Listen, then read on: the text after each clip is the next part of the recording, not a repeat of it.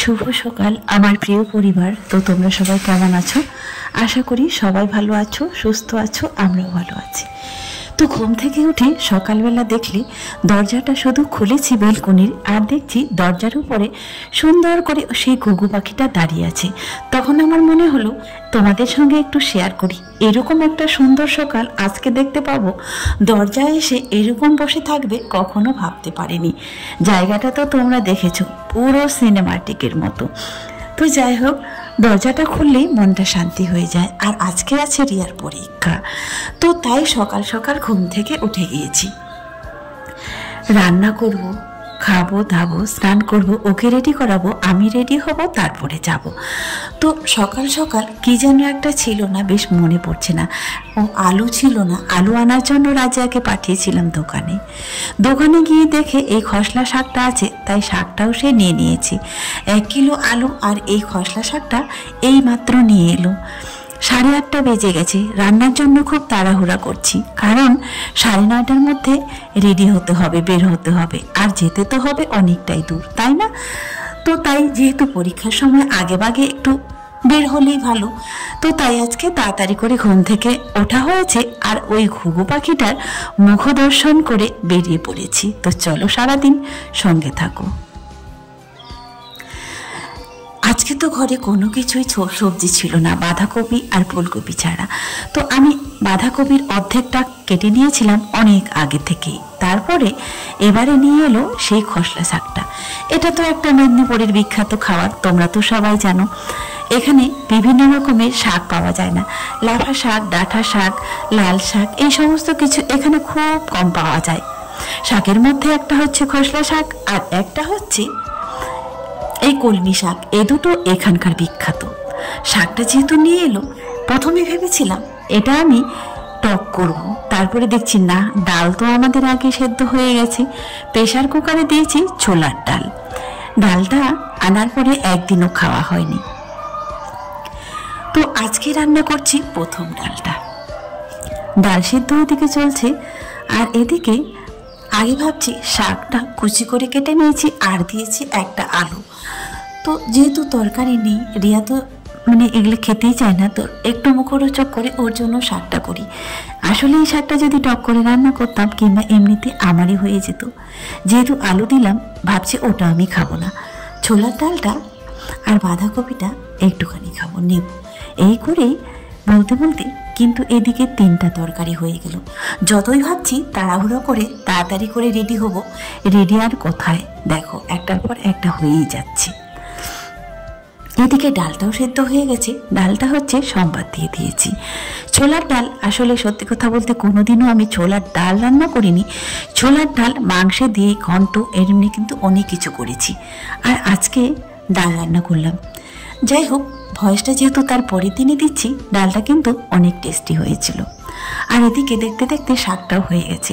সবার প্রথমে ভাতটা দিয়েছিলাম, ভাতটা হতে হতে বাকি কাজ করে নিয়েছিলাম। ডালটাও হয়ে গেছে। চলো, সেদ্ধ কিন্তু খুব সুন্দর করে হয়ে গেছে। আর ছোলার ডালটা কিন্তু দারুণ ছিল। যেহেতু জীবনে প্রথম খেলাম ছোলার ডাল, তাহলে ভাবছি পুরো যতগুলো ডাল নিয়ে আসছি আমি এইভাবেই ডাল করে খাবো, মসুর ডালটা আর খাবো না। চলো, এবারে হচ্ছে একে একে 2টো তরকারি হয়েই গেছে মোটামুটি, আর আছে বাঁধাকপির ঘন্টটা। আমি শুধু ঘড়িতে টাইম দেখছি, আর এদিকে কাজ করছি। সময় হয়ে গেল নাকি, সময় হয়ে গেল নাকি, আসলে যেহেতু নিজে থেকে যেতে হবে, তাই একটু তাড়াহুড়াই করছি।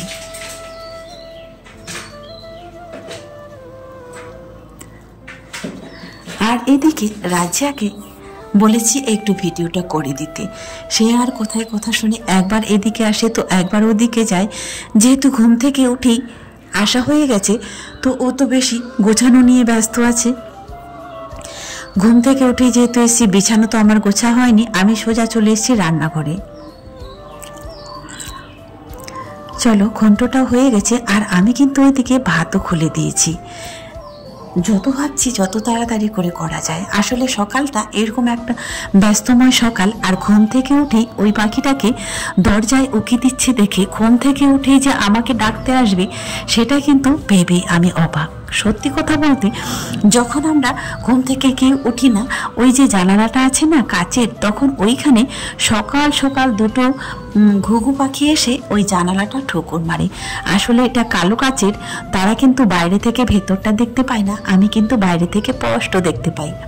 তারা দুজন আজকে ডাকতে আসেনি, কিন্তু একজন চলে এসেছে, দরজাটা খোলা আছে, এসে যদি এখানে মানে ঘু ঘু করে ডাকে আর এরকম একটা সুন্দর সকাল আমাকে এসে ডেকে দেবে, যেন মন প্রাণ জুড়িয়ে গেল। তাই আজকের সকালটা যেন আমার খুব ভালো হলো।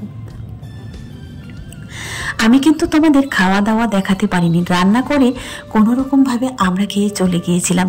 খেয়েছিলাম কি খাইনি সেটাও আমার এখন মনে পড়ছে না। তো স্কুল থেকে এসে এখন বাজে হচ্ছে কটা বলো তো, 2:30 না 3টা সম্ভবত। তো চলো এখন আমি তোমাদেরকে সেই খাওয়াটা দেখাচ্ছি, তখন তো দেখাতে পারিনি তাই না। আসলে আমরা খেতেই সময় পাইনি, যা ছিল রুটি টুটি সেটা খেয়ে দিয়ে আমরা চলে গিয়েছিলাম।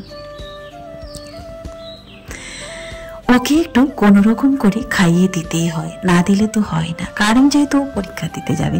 একটু যদি আবার না খেয়ে বের হয় তাহলে কেমন লাগে, তাই আমি ওকে তাড়াহুড়ো করে একটু শুধু ওর জন্য খাইয়ে দিয়েছিলাম।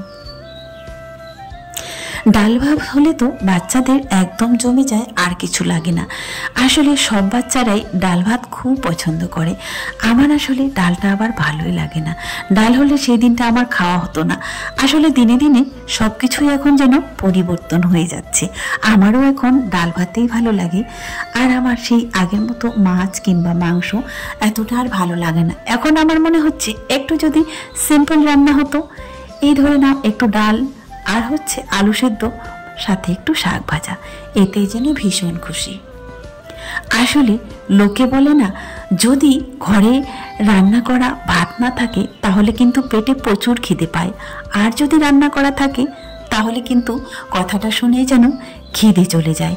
কথাটা সত্যি, জলজাত আমার কাছেই প্রমাণ। এই যে রান্না করে নিলে তারাও বলবে না খিদে পেয়েছে কিংবা খাবো।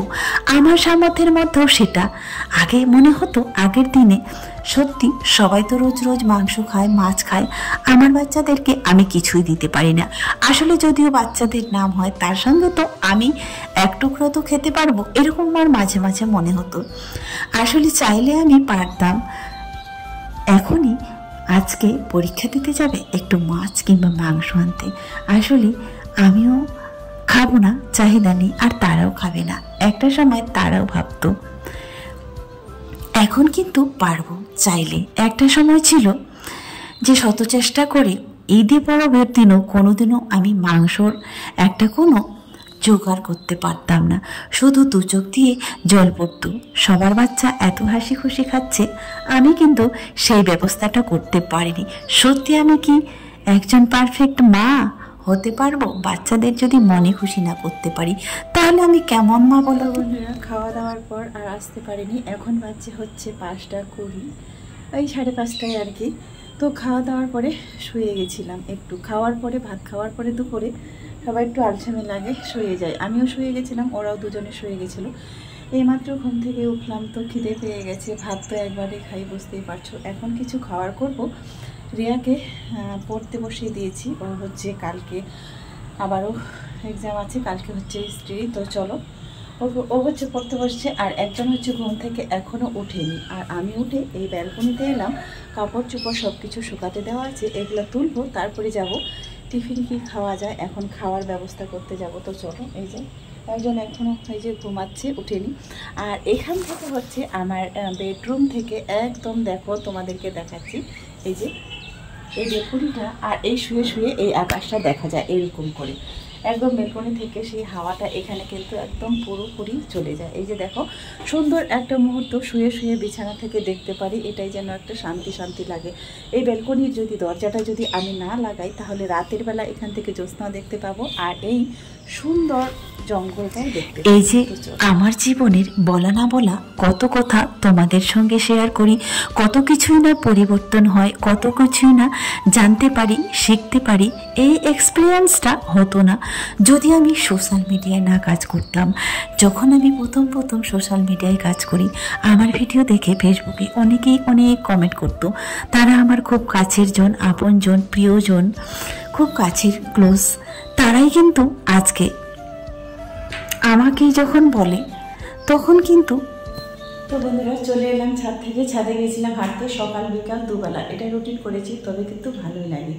সকালে একবার হাঁটতে, বিকেলে একবার হাঁটতে, তাতে কিন্তু ফুর্তি লাগে, শরীরটাও ভালো লাগে।